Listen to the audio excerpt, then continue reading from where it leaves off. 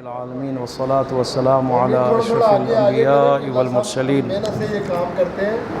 وعلی آلہ الاطیبین الاطہرین لا سیما بقیت اللہ فی الارضین روحی وارواح العالمین لہ الفدا واللعنۃ الابدیۃ علی اعدائہم من الآن الى قیام یوم الدین اما بعد قال امیر المؤمنین علی بن ابی طالب علیہ الصلاة والسلام الجہاد منها 4 شعب على الامر بالمعروف والنهي عن المنکر والصدق في المواطن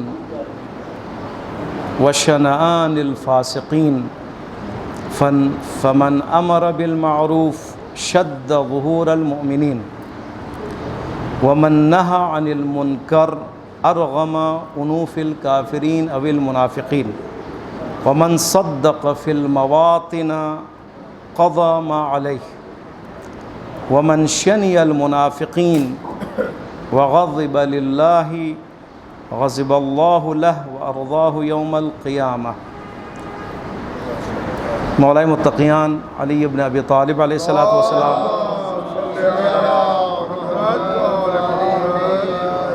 ایمان کے ستونوں کو بیان فرما رہے ہیں۔ ایمان کی عمارت جن ستونوں پر قائم ہے ہر انسان کے لیے، آپ آمنو میں بھی انشاءاللہ آمنو میں ہوں، ایمان رکھنے والوں میں سے ہے۔ اس ایمان کو برقرار رکھنے کے لیے اور اس کو کمزور نہ ہونے دینے کے لیے 4 ستون جو ہے امام نے فرمایا ہے۔ اور یقیناً امام امیر المومنین علیہ السلام نے اپنے زمانے کے حالات کو دیکھتے ہوئے اور فتنوں کو دیکھتے ہوئے اور یہ دیکھتے ہوئے کہ مسلمانوں میں جو انحرافات ہوئے ہیں اور مسلمان جو آپ سے الگ ہوئے ہیں اور جس کی وجہ سے امیر المومنین علیہ السلام 25 سال گوشہ نشین رہے، ان حالات کو دیکھتے ہوئے مومنین کے ایمان کو کمزور ہوتے ہوئے دیکھتے ہوئے اور مومنین حتیٰ البتہ مسلمین آپ کہیں جنہوں نے صرف دعوی ایمان کیا ہے ان کی بات ہو رہی ہے، جنہوں نے صرف کہا قالوا اسلمنا، ہم صرف مسلمان ہیں، لیکن مومن ہونے کا بھی دعویٰ کیا لیکن مومنیت ان میں نظر نہیں آئی۔ آج بھی یہی مسئلہ ہے نا، ہم اپنے آپ کو کیا کہتے ہیں؟ ہم مومن ہیں۔ خب آپ مومن ہو، امیر المومنین کے اس فارمولے پر آپ عمل کر رہے ہو یا نہیں کر رہے ہو؟ اگر اس پر آپ عمل پیرا ہو اور ستون ایمان قائم و دائم ہے تو یقیناً آپ مومن ہیں۔ اگر ایک بھی ستون ان میں یا نہیں ہے یا کمزور ہے تو ہمیں اپنے ایمان میں شک کرنا چاہیے۔ علاج کے لیے یہ جو موضوع مطرح کیا ہے انسان کی قیمت کے حوالے سے، اور اس قیمت کے موضوع میں ایمان کا جو ذکر ہوا اور یہ موضوع چھڑا اور ہم خود بخود خدا کی توفیق سے آپ کے لیے رزق تھا، یہ رزق کے طور پر ہے۔ یقیناً آپ میں سے کسی نے دعا کی ہوگی پروردگار ہمیں ایمان سمجھا، تو یہ خداوند متعال کی عطا ہوتی ہے، ایک رزق ہے۔ رزق صرف کھانا پینا اور مال وغیرہ روٹی وغیرہ نہیں ہے، رزق یعنی ہدایت بھی رزق میں سے ہے۔ تو خود بخود میرے ذہن میں آیا کہ 31 نمبر جو ہے کلمہ قصار ہے، حکمت ہے، اس کو مطرح کیا جائے آپ کے لیے تاکہ پتہ چلے کہ ایمان کتنا اہم ہے، کتنا مہم ہے، کتنی ارزش ہے، اس کے لیے کیا کرنا پڑتا ہے، اس کے لیے کتنی محنت کرنی پڑتی ہے، اس کی عمارت کے لیے مضبوطی ضروری ہے، اس عمارت کی مضبوطی کے لیے اس کے پلرز کا مضبوط ہونا ضروری ہے۔ اس کے لیے کیا کرنا ہے؟ پہلا کیا تھا؟ صابر ہونا، صبر۔ دوسرا یقین کی منزل تک پہنچنا۔ یقین کی منزل ہے جتنا ہم سے ہو سکے، جتنا ہم سے ہو کے صبر کریں، جتنا ہم سے ہو سکے، ہماری کیپیسٹی ہے، جتنی ہمارے اندر گنجائش ہے، ہمارے جسم میں، ہمارے ارادے میں، اتنا ہم ثابت قدم رہیں، اتنا ہم صبر کرنے والے بنیں۔ کوشش تو کرنی چاہیے نا یہاں پہ، کم از کم ہمارے ذہن میں یہ آئے کہ یہ چیزیں ہیں جس کی وجہ سے ایمان میں محفوظ رہنا ہے۔ تو دوسرا یقین ہے۔ تیسرا کیا ہے جو مطرح ہوا؟ عدل ہے۔ عدل، انسان اگر عادل نہ ہو، گھر میں، باہر، معاشرے میں، گلی میں، دوستوں میں، فیملی میں، بیوی بچوں کے سامنے، اپنے دکان میں اگر عادل نہ ہو، جج اپنے عدالت میں اگر عادل نہ ہو، اگر آپ اپنے فیصلے میں عادل نہ ہو، فیصلہ کوئی بھی کر سکتا ہے، تو وہاں پر عادل نہ ہو، کوئی بھی بات اگر عدل کے خلاف ہو تو وہاں پر ایمان کمزور ہے، اس کا مطلب ہے۔ لہٰذا عدل بھی ضروری ہے۔ لہٰذا عدل آپ نے سمجھے کہ اصول دین میں سے ایک اصول ہے، خدا عادل ہے بس نہیں، مومن نے بھی عادل بننا ہے۔ ٹھیک ہے، مومن نے بھی عادل بننا ہے۔ امیر المومنین علیہ الصلوۃ والسلام اپنے عدل کی وجہ سے شہید ہوئے، اللہ اکبر۔ ٹھیک ہے، تاریخ میں ہے کہ امیر المومنین کو ان کی عدالت نے قتل کیا، عادل تھے، یعنی اتنے عادل تھے، سیاسی میدان میں بانگ دہل فرماتے تھے کہ جنہوں نے پیسے لوٹا، جنہوں نے کرپشن کی، اس کی خیر نہیں ہوگی، تو یہی کرپشن کرنے والے اکٹھے ہو گئے، پاکستان کی بالکل حالت بالکل آپ سمجھے سیم ہے۔ جتنے کرپٹ عناصر تھے اور جتنے سیاسی طور پر فائدہ چاہتے تھے، سارے ایک ہو گئے، امیر المومنین تنہا ہو گئے۔ کیوں تنہا ہو گئے؟ کیونکہ پتہ تھا امیر المومنین عادل ہیں، عدل کرنے والے شخصیت کا نام علی ہے، علی سوائے عدل کے کیا کر سکتے ہیں؟ عدل بہت ضروری ہے ہمارے لیے۔ اگر ہم امیر المومنین علیہ الصلوۃ والسلام کے ماننے والے ہیں تو عدالت ہماری زندگی کا ایک ستون ہونا چاہیے، پھر ہم ایمان کی اس منزل تک پہنچیں گے۔ چوتھا اور آخری پھر ہمارا موضوع یہاں پہ ختم ہے، جہاد ہے۔ جہاد کس کا؟ ایمان کی عمارت کا آخری ستون کیا ہے؟ جہاد ہے۔ جہاد کہتے ہی پریشان ہو جاتے ہیں بہت سے لوگ، ہماری ایجنسیاں اور ادارے بڑے پریشان ہو جاتے ہیں۔ دشمن نے تو پریشان ہونا ہی ہونا ہے، ہمارے اپنے لوگ پریشان ہو جاتے ہیں۔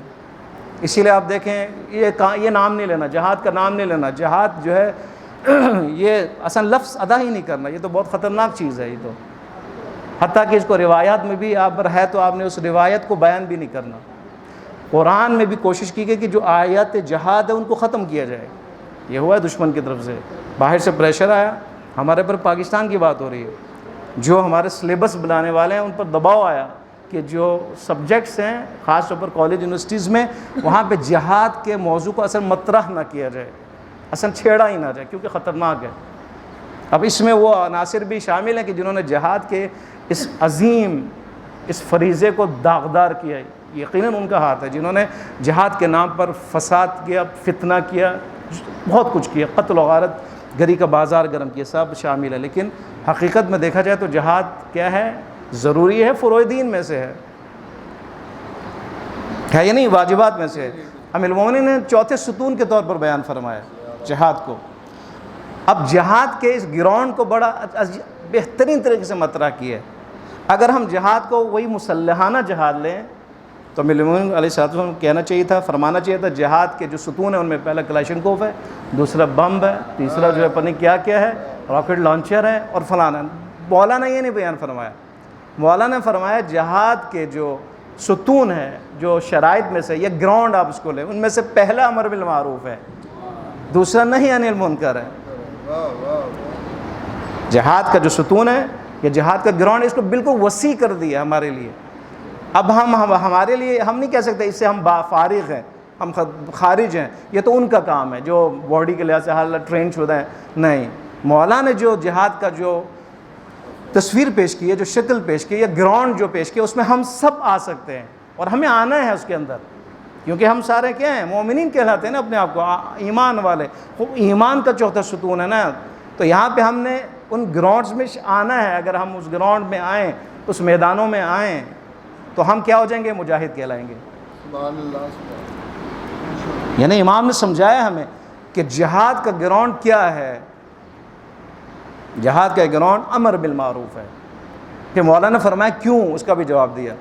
دوسرا فرمایا نہی عن المنکر ہے، جو امر بالمعروف کرے۔ معروف کسے کہتے ہیں؟ ہر وہ چیز جو اللہ کو پسند ہو، اللہ کی ہر پسندیدہ چیز، پسندیدہ عادت، پسندیدہ عمل، کردار، اس کو کہتے ہیں معروف۔ اس کے بالکل مقابلے میں کیا ہے؟ منکر، ہر وہ چیز جسے اللہ پسند نہیں فرماتا، چاہے وہ عادت ہو، چاہے وہ کردار ہو، چاہے وہ کوئی بھی چیز ہو، وہ منکر میں ہے۔ امر بالمعروف یعنی خدا کے پسندیدہ جو احکام ہے، جو افعال ہے انسان کے لیے، اس کے بارے میں کہا جائے، سمجھایا جائے، تلقین کیا جائے۔ اور اس کے اپوزٹ میں کیا ہے؟ جو بھی خدا کا ناپسند انسان کے حوالے سے جو چیز ہے، جو عمل ہے، اسے روکا جائے۔ یہ بہت ضروری ہے۔ اگر یہ ہو تو آپ کو پولیس کی بھی ضرورت نہیں، اگر کام صحیح انجام دیا جائے تو آپ کے لیے فوج کی بھی ضرورت نہیں ہے، آپ کے لیے جو خفیہ کیمرے ان کی بھی ضرورت نہیں ہے، اگر اس کو ہم صحیح طرح اگر انجام دیں۔ مولانا نے فرمایا یہ بہت اہم ہے، اگر مجاہد بننا چاہتے ہو تو یہ کام کرو، تو مجاہد کہلاؤ گے۔ ہاں، اس جہاد میں ممکن ہے فساد اتنا بڑھ جائے اور یہ منکر یزید جیسا ہو جائے منکر میں شخصیت بھی آ جاتی ہے، خدا کے ناپسند ترین فعل بھی اس میں شامل ہے، خدا کا ناپسند ترین شخصیت بھی اس میں شامل ہے۔ اس میں کون ہے؟ یزید ہے، اس میں کون ہے؟ شمر ہے، اس میں اس سے پہلے فرعون ہے، اس سے پہلے نمرود ہے۔ یہ سارے بڑے منکرات میں سے تھے جن کے مقابلے میں سب سے بڑے معروفوں نے جہاد کیا ہے۔ حضرت ابراہیم معروف شخصیت معروف ہیں، حضرت موسیٰ علیہ السلام اپنے زمانے کے شخصیت ہے جو معروف ہیں، خدا کے پسندیدہ شخصیات ہیں جنہوں نے خدا کے ناپسند ترین شخصیات سے مقابلہ کیا ہے۔ مقابلہ کیا۔ امام حسین علیہ السلام کیا ہیں؟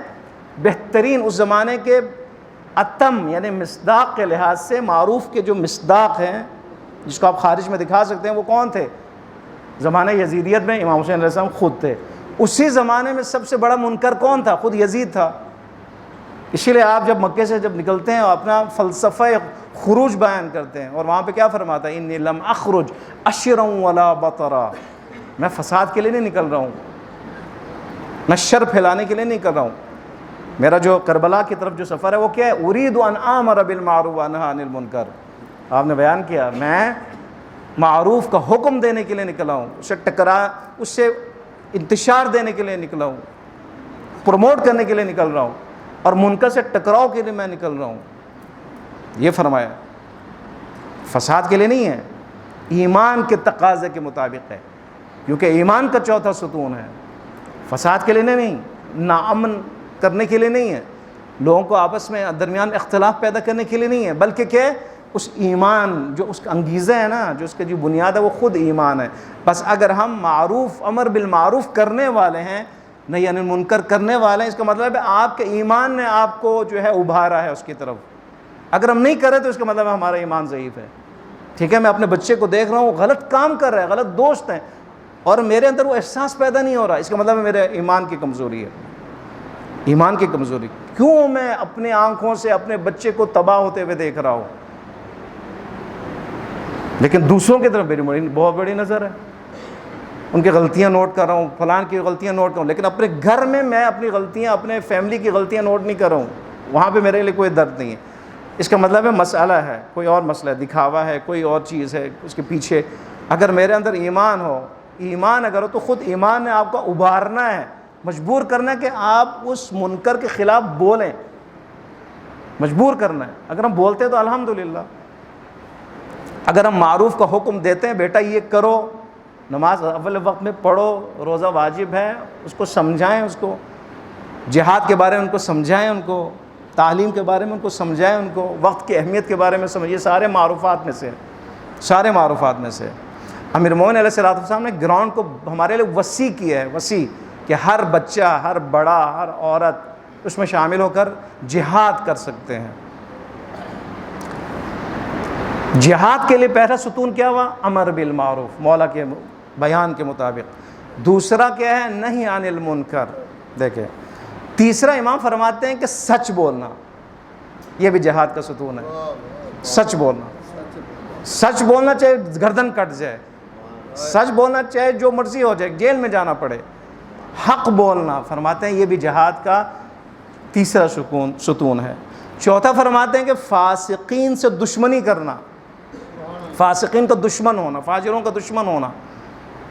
ایسا نہ ہو کہ ان کے لیے دوستی کا ہاتھ بڑھایا جائے، نہیں ہے نا، ہمارے یہاں پہ سیاسی میدان میں ہمیں زیادہ دکھائی دیتے ہیں، فاسق ہے، فاجر ہے، زانی ہے، قاتل ہے، سب کچھ ہے، اس کے ساتھ بیٹھنا ہے جی، مراسم، تعلقات، کیوں بڑا ہے یہ؟ امام فرماتے ہیں نہیں، یہ جہاد نہیں کر رہے ہو، یہ مجاہدت نہیں ہے، یہ منافقت ہے۔ مجاہدت یعنی جہاد، یعنی آپ نے دشمنی کرنی ہے ان کے ساتھ، دشمن بننا ہے ان سے، نفرت کا اظہار کرنا ہے آپ نے ان سے۔ فاسق کا نام لیے، وشنآن الفاسقین، فاسقین کا دشمن بننا، فاسقین سے دشمنی کرنا۔ فاسق یعنی جو دین سے نکلا ہو، یعنی فاسق یعنی فسق، اس کھجور کی اس گھٹلی کو کہتے ہیں جب کھجور پک کے گرے اور گرنے کے بعد وہ پھٹے اور جو گٹلی، اس کی گھٹلی باہر جب نکل جائے، سو کہتے ہیں فسق التمرہ۔ ٹھیک ہے، جو اس دباؤ کی وجہ سے، پریشر کی وجہ سے فوراً نکل آئے باہر، تو اسی سے فسق ہے۔ فسق یعنی جو دین سے نکل آئے، جی اعلانیہ کرے، نہیں نکل آئے کسی بھی صورت، ریڈ لائن کراس کر جائے، دین سے نکل آئے، ممکن ہے وہ ایک دن کے لیے، ممکن ہے کچھ گھڑی کے لیے، توبہ کرے دوبارہ وہ ایمان کی طرف چلا جاتا ہے. لیکن فاسق یعنی جو ریڈ لائن توڑنے والا، دین سے نکلنے والا، جھوٹ بولنا فاسق کی علامت ہے، زنا فاسق کی علامت ہے، قتل فاسق کی علامت ہے. ہر وہ کام کے جو دین نے ریڈ لائن قرار دی اس سے کراس کرنے والا شخص کیا فاسق ہے. وہ فرماتے ہیں اس سے دشمنی کرو. یہ ہے اگر دشمنی نہیں کرو گے اور دوستی کرو گے تو اس کا مطلب ہے تمہارا جہاد جو ہے نامکمل ہے. ایک بات امر بالمعروف و نہی عن المنکر کے لیے امام نے جو فلسفہ بیان کیا بہت عجیب و غریب ہے، بہت ہی حیران کن ہے. ہم اگر کہیں کہ امر بالمعروف کیوں کروں تو آپ کیا کہیں گے؟ نیکیاں پروموٹ ہو، یہ ہو، نماز جو ہے وہ لوگ پڑھنے لگیں، جھوٹ جو ہے انسان چھوڑ دے. نہیں منکر کیوں کریں؟ تاکہ جو ہے یہ جتنی برائیاں ہیں وہ معاشرے میں ختم ہو. لیکن امیر المومنین نے یہاں پہ کیا فرمایا؟ امر بالمعروف جہاد کے لیے پہلا ستون ہے. کیوں؟ اس لیے کہ جو امر بالمعروف کرے گا شد ظہور المومنین، وہ مومنین کے پشت کو مضبوط کرنے والا ہے. مومنین کے پشت کو مضبوط کرنے والا ہے. یعنی مومنین کو قوت دینے والی چیز وہ کون ہے؟ یہ مجاہد ہے کہ جو امر بالمعروف کرتا ہے. اور نہی عن المنکر کے لیے امیر المومنین کیا فرماتے ہیں؟ یہ کافروں کے ناک کو رگڑنے والا ہے. اب دیکھیں کہاں لے گئے امیر المومنین اس کو. ہاں امر بالمعروف کیوں کر رہے ہیں؟ تاکہ مومنین مضبوط ہوں، ان کا ایمان مضبوط ہو. آپ امر بالمعروف نہیں کریں گے تو کیا ہوگا؟ معاشرے نے خراب ہونا ہے، بے حجابی نے عام ہونا ہے، جتنے بھی وائرسز ہیں انہوں نے عام ہونا ہے. کیا ہوگا؟ آپ کو خطرہ ہے. ٹھیک ہے، اگر آپ بازار جائیں اور بازار میں سارے بے پردہ ہوں، لباس جو ہے ان کا بے دین ہو، مغربی کلچر ہو، وہاں پہ کیا ہوگا؟ آپ کو خود دین خطرے میں ہے نا، آپ کا پشت کمزور ہو جانا ہے. آپ با ایمان ہوں گے، وہاں جائیں گے بے ایمان ہو کے لوٹو گے، باہر جاؤ گے ایک منظر دیکھو گے خراب ہو کے آؤ گے. امینوں یہ فرماتے ہیں نہی عن امر بالمعروف کی جو وجہ ہے، فلسفہ ہے، جو ایک مجاہد کے لیے ضروری ہے اور ستون ہے جہاد کے لیے، وہ کیا ہے؟ آپ اگر امر بالمعروف کرو گے تو آپ نے مومنین کے پشت کو مضبوط کرنا ہے. بے شک آپ کے گھر کی فیملی کیوں نہ ہو، ٹھیک ہے، آپ کا بیٹا ہو، اس کو آپ مضبوط کرو گے، اس کے ایمان کو مضبوط کرو گے، اس کی فکر کو مضبوط کرو گے امر بالمعروف کے ذریعے سے. اور نہی عن المنکر اگر کرو گے تو آپ کافرین اور جتنے بھی دشمنان دین ہیں ان کو مایوس کرو گے، شکست دو گے. یعنی شکست یہ نہیں کہ آپ بندوق اٹھائیں اور شکست دیں. شکست کی سب سے بڑی وجہ اور ان کو نا امید کرنے کی سب سے بڑا سبب کیا ہے؟ نہی عن المنکر ہے اور امر بالمعروف کرنا ہے. بہت بڑا یہی ہے، فروع دین میں سے ایک ہے، واجبات میں سے ہے. ہم نے نماز کو واجب سمجھ لیا، باقی روزوں کو واجب سمجھ لیے. ان کی جو بنیاد ہے وہ کیا ہے؟ امر بالمعروف ہے، نہی عن المنکر. ان کو ہم نے واجب نہیں سمجھا. ہم نے حج کو واجب سمجھ لیا، لیکن جس نے حج کو بچانا ہے اس کو ہم نے واجب نہیں سمجھا. امام حسین علیہ السلام نے کر کے دکھایا نا، حج کو چھوڑ کر عمرے میں بدل کر احرام توڑ کر آپ نے بتایا کہ حج سے بھی ایک واجب چیز ہے، وہ کیا ہے؟ نہی عن المنکر ہے اور امر بالمعروف. اور حسین اس کے لیے جا رہا ہے، یہ خروج اس کے لیے ہے. لیکن ہم جو اتباع کرنے والے ہیں اور ہم دعوی اتباع کرنے والے ہیں، حسینی کہنے والے ہیں، ہم نے وہی چیز چھوڑ دی ہے جس کام کے لیے، جس مقصد کے لیے امام نے گھر کو چھوڑا ہے، ہم نے اسی چیز کو چھوڑ دیا ہے. ٹھیک ہے، جس واجب کے لیے امام اپنے کنبے کو چھوڑ کے آتے ہیں اور سب کو میدان میں لے کے آتے ہیں، رشتہ داروں کو چھوڑ کے آتے ہیں، تن کو تنہا ہو جاتے ہیں، وہ کیا ہے؟ یہی دو واجبات ہے. ہم نے انہی کو چھوڑ دیا، باقی سارا ہم نے لے لیا. لہٰذا اس کی طرف توجہ کی ضرورت. امام علیہ السلام نے 31 نمبر حکمت میں ہمیں یہ بتایا، ایمان جس کی وجہ سے انسان کی قیمت ہے. اس قیمتی انسان کی قیمت ایمان کی وجہ سے. ایمان خود قیمتی ہے، اس کے لیے ستون بھی بہت قیمتی ہے. اس کو بچانے کے لیے تمہیں 4 کام کرنے پڑیں گے. تمہیں صبر کو بڑھانا پڑے گا، تمہیں یقین کو بڑھانا پڑے گا، تمہیں عادل ہونا پڑے گا، اور تمہیں جہاد کرنا پڑے گا. یہ 4 اگر چیزیں تم نے کی تو تم کیا ہو جاؤ گے؟ با ایمان ہو جاؤ گے. والعصر ان الانسان لفی خسر الا الذین آمنوا وعملوا الصالحات. انسان خسارے میں ہے، نقصان میں ہے، گھاٹے میں، مگر ایمان والے. ایمان والے جب خسارے میں نہیں ہیں تو اس کا مطلب اس نے کچھ کیا ہے نا. اس نے تربیت کی ہے، اس نے وقت دی ہے، اس نے کوشش کی ہے، ایمان کو بچایا ہے، ایمان کو محفوظ کی ہے. اس کی وجہ سے عمل صالح نے آگے جو ہے اس نے نتیجے کے طور پر سامنے آنا ہے. ایمان ہی اگر ہمارا مضبوط نہ ہو، ایمان کو مضبوط کرنے والے ستونوں کا ہمیں پتہ نہ ہو، پھر ہم کیا کریں گے؟ اس کو کیسے مضبوط کریں گے؟ ہم دیکھتے دیکھتے ہم محسوس کریں گے ایمان میرا کمزور ہو رہا ہے. اسی وجہ سے امیر المومنین علیہ الصلوۃ والسلام نے بار بار نہج البلاغہ میں خاص طور پر اس حکمت میں ایمان کے ستون بیان فرمائے، بنیادیں بیان کی ہیں. اس کو آپ شرائط کہیں، شرائط بیان کیے تاکہ ہمارا ایمان مضبوط ہو اور ہم پھر امیر المومنین علیہ الصلوۃ والسلام کے پیرو بنیں، پھر ہم فخر کریں. انشاءاللہ اس موضوع کو ہم انشاءاللہ مختلف اوقات میں خداوند متعال کی توفیق سے ہم ڈسکس کریں گے انشاءاللہ. اللہم صلی علی محمد و آل محمد. دعا کرتے ہیں پروردگار عالم بحق محمد و آل محمد اس نشست کو اپنی عبادت شمار فرما. اس کے اجر و ثواب کو ہم ہدیہ کرتے ہیں انبیاء، اولیاء، اوصیاء، شہداء، امیر المومنین علیہ السلام کی ذات مطہر کی طرف، تمام شہداء، حاضرین کے تمام مرحومین، امام راحل امام خمینی رحمۃ اللہ علیہ، شہدائے جنگ تحمیلی، شہدائے مدافعین حرم، شہدائے پاکستان، شہدائے اسلام، آپ کے تمام مرحومین کی طرف پروردگارہ ان کے درجات کو بلند فرما.